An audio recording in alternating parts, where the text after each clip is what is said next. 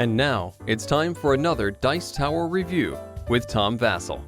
Hey folks, I'm Tom Vasel, and today we're taking a look at a game called Layers. Now, layers are in cake, ogres, onions. This is a game in which you are going to be stacking, flipping, and rotating these different layers to match a color shape as quickly as you can. And review over. Well, not really, but by that sentence, I think you can tell whether you like the game or not.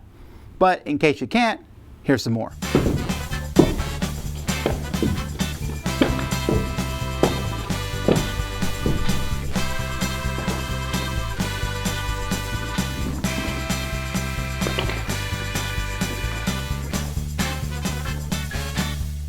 Each player in a game gets a numbered pad here that's going to just show different colors in the background and a whiteboard, and then you're going to get 5 different of these plastic things which have different colors on each side. You'll see it's red and orange here, orange and orange, yellow and green, blue and yellow, and so on and so forth.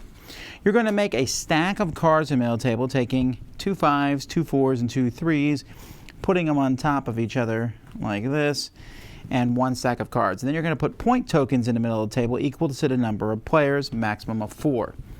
When you say go, you flip over the top card here. The number is going to show you how many of these layers you're going to need to do it. And then each player, as quickly as they possibly can, is going to take their cards and try to finish the layers. When you believe that you are done, so let's say I'm done here, I'll grab the highest point token in the middle. Then, once everyone's done doing that, you will compare, and in this case, I got it completely correct. So I get to keep my point token. If I didn't, I'd have to give my point token to the second person who grabbed one, and so on and so forth.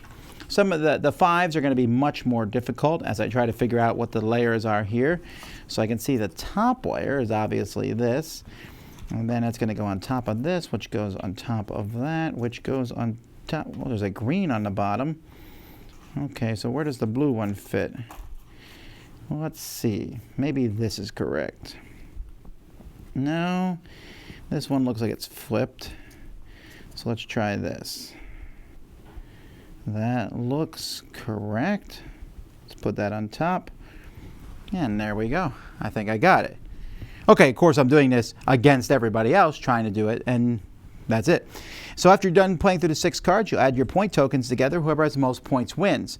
Whoever gets the highest point token each round will also keep the card, and those cards are used to break turn order or ties.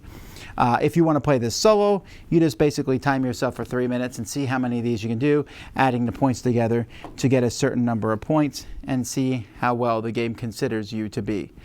That's pretty much how you play. So the colors of these shapes are going to be different. It's a little more confusing, but the actual things themselves, this is kind of a plastic.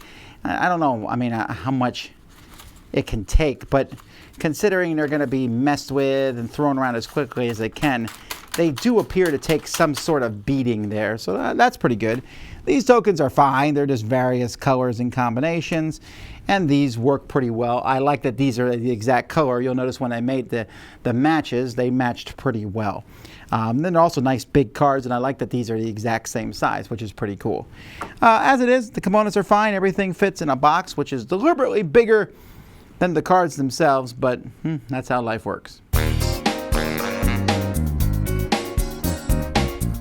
Like I said, you already know from watching that review as to whether you'll like the game or not, because it's really obvious. If you like these speed style games where you try to solve a puzzle, this one will work for you. Now, I will say that these puzzles, I never found them to be that difficult. Although I will say that when playing this, and I played several games of this with children, some kids were able to do it faster than others. Some kids can just figure out these shapes faster than others, but I didn't find one that couldn't do it. So it's a little easier than some of these speed games that I've seen. It is also fun to do, and there is the solo variant to play in there. It's very one note. I mean, you're getting what you get in here. You make layers, you're done. But it's really well crafted and put together, and it's the kind of a game that I would recommend to parents to play with their kids to make them think in various ways and flipping and rotating and just spatial awareness. I like it. I like the packaging. I like the whole thing. I definitely think that it's one that kids will enjoy, and families, if you like these speed style games. What else can I say? You've seen how it plays? That's layers. Dice Tower Judgment approved.